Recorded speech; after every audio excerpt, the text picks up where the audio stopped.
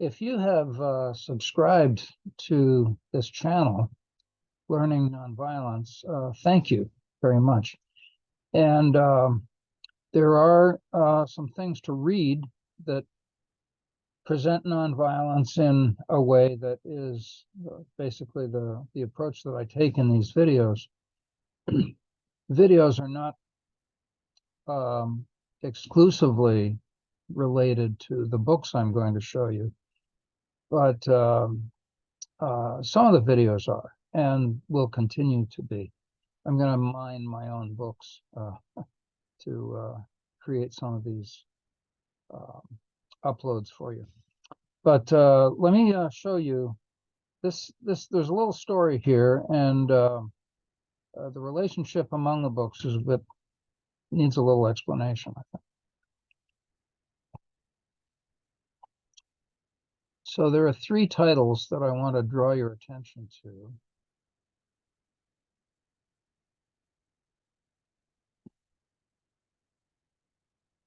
The first is, the title is Discovering Nonviolence. The second is Agape and Ahimsa, Twin Roots of Nonviolence. And there is a third title, which is really a combination of the first two. And this is a book that I use in teaching quite often. It's called Nonviolence, Origins and Outcomes, which is now in its third edition. These books were written by myself and Ira Zepp, who has passed away now, unfortunately, passed away several years ago. But he was a great member of the community and mentor to many people in Carroll County, Maryland. And I had the privilege of working with him during the last decade of his life. We came at nonviolence from two different directions. I'm a psychologist, and my interest in nonviolence has to do with life skills and ways of thinking that are both ethical and meet a high standard of morality, and also practical. I don't use religion in my work, but Ira came at nonviolence from a religious perspective. He was a Methodist minister, and for a time he was the dean of the chapel at McDaniel College, used to be called Western Maryland College in Carroll County, Maryland. And Ira was, as a minister, he was a social gospel guy. He was in the mold of Martin Luther King. And he felt that it was really important to work in this world that we share and to help each other using principles of nonviolence, which he felt were very consonant with his religion. And to him, his religion really revolved around a concept of nonviolence. So I had a sabbatical where I traveled to his college and began work with him, and we eventually produced a book, and it was called Nonviolence, Origins and Outcomes. The first edition was published in India by a friend of Ira's, Dr. Lal. And the second edition, once we ran out of copies of the first edition, the second edition was published by Trafford. And I was using Trafford basically as a photocopier. And eventually, Amazon made self-publishing sufficiently user-friendly that even I could use it to produce the third edition. And each edition has been updated and edited and revised a little bit. The third edition is the one that I use myself in teaching. And it's produced in what is already kind of a large print format. I'm getting to be a little bit elderly, and my eyesight isn't what it used to be. So I appreciate large print, and the books are available from Amazon.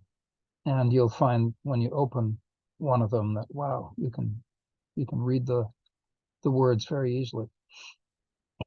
Now, let me go back to the first two books. Discovering Nonviolence is sort of an introduction to the concept of nonviolence from my perspective, and I'm taking a secular and largely psychological perspective. My background is in mainstream academic psychology, and I'm interested in the applications of psychology. Nonviolence, to me, seems like something that should be a major topic in psychology, but it's not, for historical reasons. And so I present a version of nonviolence in this first book that grows out of both study of nonviolent traditions from different parts of the world, study of social change movements that took a nonviolent approach, and also from my understanding of the psychological literature and my finding that it's very, very supportive of what people in the nonviolent social change world are trying to do. So I wrote the first draft of Discovering Nonviolence. Ira helped me to polish it up. We've had some help from other friends, in particular, Pam Zappardino, who is my spouse and partner in this work. And she has helped with the entire book, right from the first edition.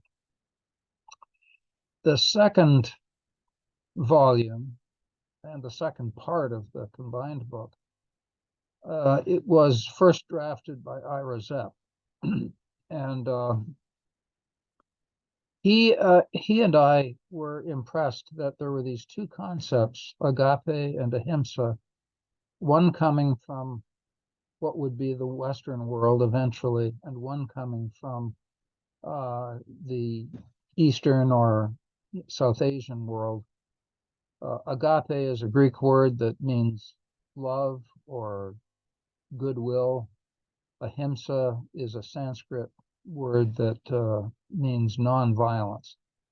And Ira was very familiar with the theology of agape, the Christian concept of love, and we both had a very strong interest in ahimsa, largely learning about it through the work of Gandhi and his writings.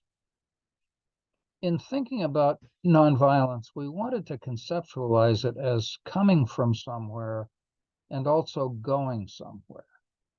So the combined book is called Origins and Outcomes, and the origins or roots of nonviolence, in our view, were these two concepts of agape and ahimsa. In the second volume here, the second part of the combined book, Ira has chapters on agape and ahimsa, and also on the two of them together, sort of posing the question, does one of these reduce to the other? Do they really mean the same thing? Or how do we take account of the fact that they come from different cultural traditions?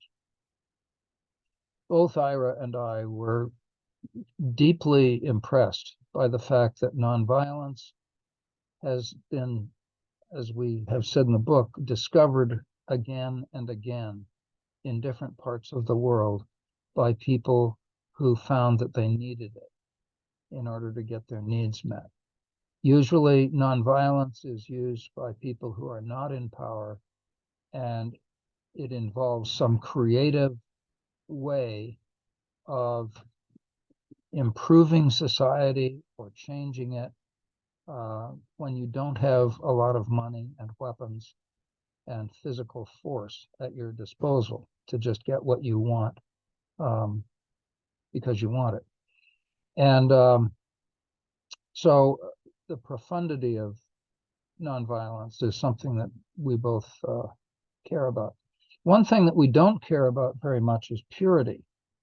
In his part of the book, Ira goes into many examples of approximations to Agape and Ahimsa that are worthwhile and really good examples and good role model